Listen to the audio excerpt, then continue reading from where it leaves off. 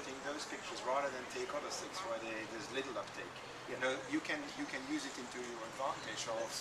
Thank you. Let's talk about, just briefly, just to end this fascinating discussion. We could go on for hours, but I don't think anyone sitting in their offices would necessarily thank us for that. A lot of this discussion, the subtext is about disintermediation in a number of different ways. And I just wondered, Jimmy, first, you've done your bit with regards to direct-to-consumer in regards to creating content and challenging existing players. In a few words, what do you think is the future of traditional broadcasters, for example, who buy their content, own the distribution mechanism, create a schedule? Clearly that market's changing, and the traditional newspapers. I mean, how do you see the future? I think that's a very difficult question.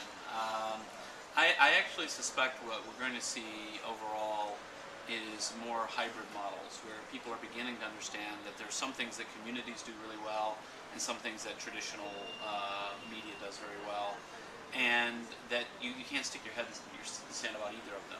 Nothing extreme is going to happen. But newspapers will begin to recognize that, hey, we have a community around the paper who can help contribute to the paper in a positive way. Things we're spending a lot of money on, we don't need to spend that much on anymore, which will help since we've lost a lot of our ad revenue.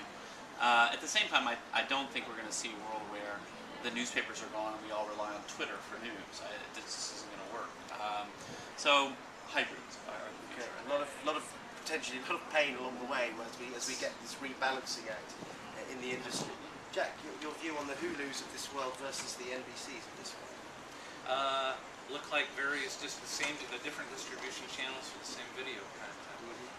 You know, I would only would chime in on what Jim said. I think that, you know, it isn't an either-or world; it's and. You know, there's a piece of Forrester, there's a white paper from Forrester out that talks about the redefinition, the role of ad agencies in this world.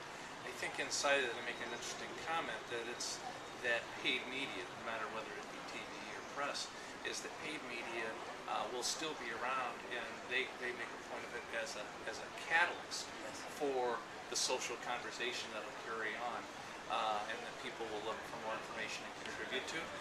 Maybe that's very well likely that that's a role that it will play. Are you putting values on earned media now? I mean, you know, the traditional media buying model is getting a commission on the amount of money spent in traditional media.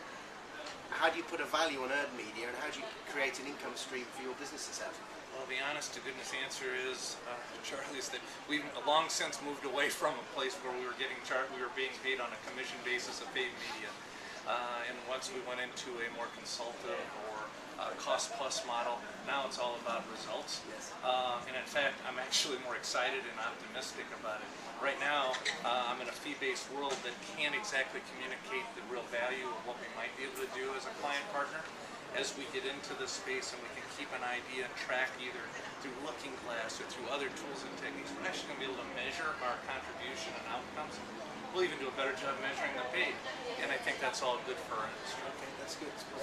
Mark, you know, you're talking about dwell time at the moment as a metric. Is that going to be better, more interesting than a CPM? Well, I think we are all trying to get what the new metrics should look like. I think we are too focused specifically. We are actually totally focused on this performance ROI, and that's good. But let's not reduce it back to CTRs, because the click-throughs is just like one element. Are we there? Are we there? In the future, we got a metric yet that really encapsulates? No. But I think it's up to us to discuss with the agencies on what it looks like. It's just like your question on disintermediation and partnership. It's and. I think you see new forms of partnership as we are trying to build an industry that didn't exist 20 years ago. You need the publisher, you need the technology, you need the media insights, and so it's a partnership. I just want to chime in on this. I mean, one of the reasons for the financial dominance of Google is that they're very, very good at the one piece of advertising where click-through rate and immediate ROI matters. That point of sale, I'm shopping for a camera, I click, I buy a camera. Simple. But we haven't been measuring as well as we should. And you know, it's funny, we never thought we would be able to measure it for billboards and things like this. But once we moved into the digital world, everybody assumed everything could be measurable, and then we went focused way too much on narrow measures, and we kind of lost track for a while of the value of just branding. Just they want to have a conversation about the history and lore of Coca-Cola.